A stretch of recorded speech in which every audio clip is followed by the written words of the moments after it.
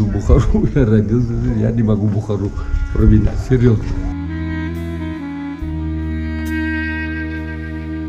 So then a question arises. If thousands of Jews once lived in Bukhara, what happened to them, and more specifically, their language? I'm Hallie, and in this video, I will address these questions by doing a full overview of Bukharan Jews and their language known as Judeo-Tajik or Bukharian/Bukhari.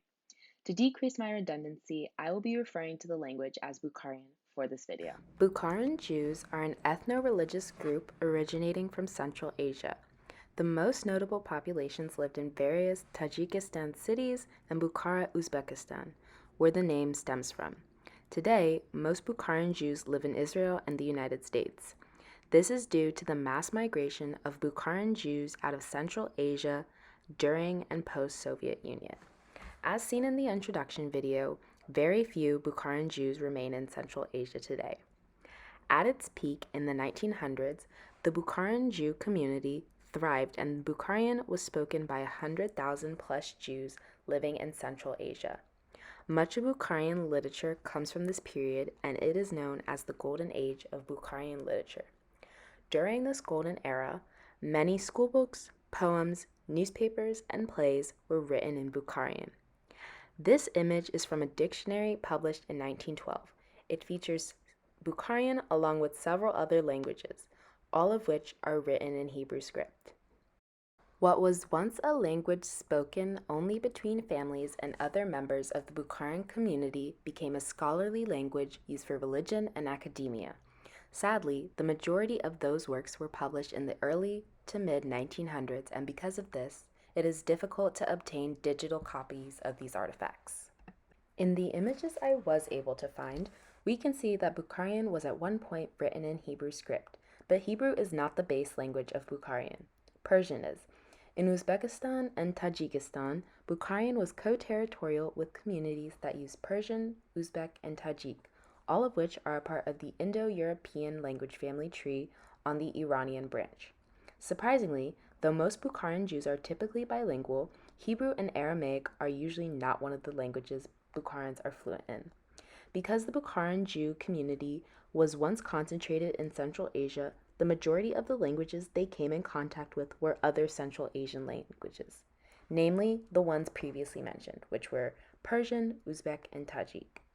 Even though Bukharan Jews were commonly bilingual in those languages, given that Bukharian is inherently Jewish, it still contained attributes from Hebrew and Aramaic. Bukharans integrate Hebrew and Aramaic words into Bukharian in a few different ways. One way is by compounding words. An example would be, and please pardon my pronunciation, kosher plus kur. The first word is a common Hebrew loanword, while the second is a Tajik word. Compounded, this means a person who eats kosher food. Another way Bukharans commonly prove Bukharians' Hebrew influence is their guttural pronunciation of the Hebrew letters chet and ayin. Bukharian also makes use of loanwords by adding them into sentences without any modifications. These loanwords are often, but not limited to, religious terminology. Some popular loanwords used in Bukharian that you may recognize are Shabbat Shalom, Chanukah or Chanukah, and Mazel Tov. These are commonly understood Hebrew loanwords that many Jewish languages use, but now you may be wondering what are some words specific to Bukharian. To answer that question, I will share some words relating to common conversation topics. Once again, throughout this, please pardon my pronunciation. A few Bukharian words for familial concepts include padar for father, modar for mother, bobo for grandfather, bibi for grandmother, hoton for groom, and hamsar for wife. Some words for everyday concepts are nachsed, meaning are you alright, shalom, meaning hello, judo, meaning God, which is interchangeably used with the Hebrew word Hashem, and yak shabbat, meaning Sunday. Some words for non-Jewish topics are musalman for Muslim, Mavladi Ichso for Christmas, and Machsehi for Christian. If you didn't notice, those last three words were written in Cyrillic. Written Bukharian is an interesting topic because it has used 4 different scripts. The first script used for Bukharian was Hebrew script, and this was used in Bukharian publications until 1928. Bukharian was also written in Arabic script during this time. After 1928, the Latin alphabet was used for a short period of time. Starting in the 1930s, Bukharian written in any script other than Cyrillic was prohibited in all schools and publications in an effort to unite the Soviet Union. As a result, there was a decline in Bukharian users as it was no longer easily accessible to read and it wasn't being taught in schools. Many Bukharan Jews ended up switching to using Tajik, Russian, and Uzbek when communicating with those outside of their community and family. Though Bukharian use declined, the use of Hebrew loanwords remained stable throughout these languages. We've discussed the history and details of Bukharian mostly within Uzbekistan and Tajikistan, but given that present-day Bukharan Jews live all over the world, more questions arise.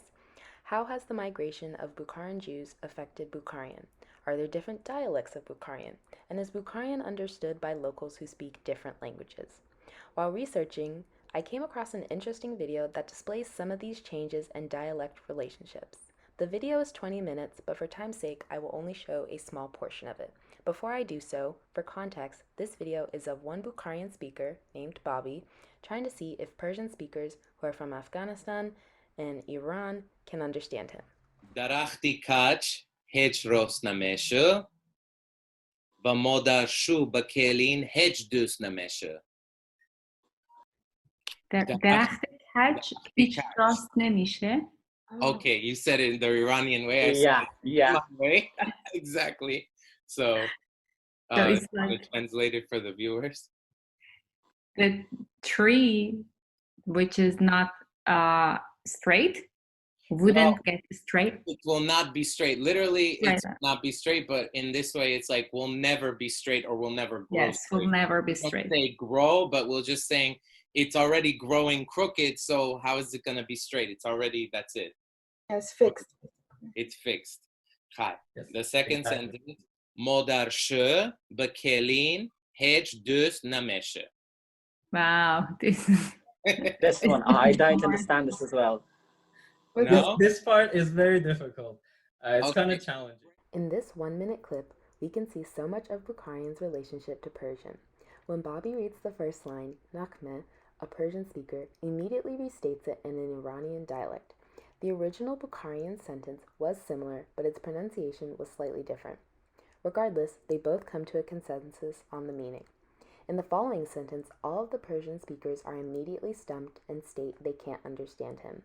This clip is great because it shows while Bukharian does have obvious ties to Persian, it is still its own unique language. Speakers of the base language Persian can understand some Bukharian, but since it pulls from so many different languages, it has its own sound and not all of it is mutually intelligible.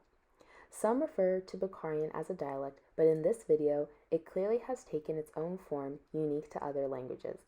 Depending on where Bukharan Jews live, they will incorporate certain aspects of the local language into Bukharian, but this does not always mean locals will be able to fully understand it even if they do speak the base language. In the past, when Bukharian was at its peak use, some Bukharan Jews used Hebrew and Aramaic elements while speaking Bukharian in front of Muslims from Tajik. Today, this practice is mostly outdated because, as we saw in the previous clip, Bukharian isn't fully understood by outsiders. Today, Bukharian is used by a few local newspapers, radios, and by performers here and there. Most of the engagement with Bukharian is post-vernacular because people don't use it to communicate much anymore. As a result, today Bukharian is an endangered language. Though there are 200,000 Bukharan Jews worldwide, only about 40% can speak Bukharian. The majority of these speakers live in Israel and the United States, but there are smaller communities in Uzbekistan, Tajikistan, Canada, Russia, Germany, and Austria. Sadly, even with Bukharan communities in various countries and some post-vernacular engagement, Bukharian does not have a strong revitalization effort backing it and will likely remain endangered for a while. Thank you for watching my video. Here are the sources I used.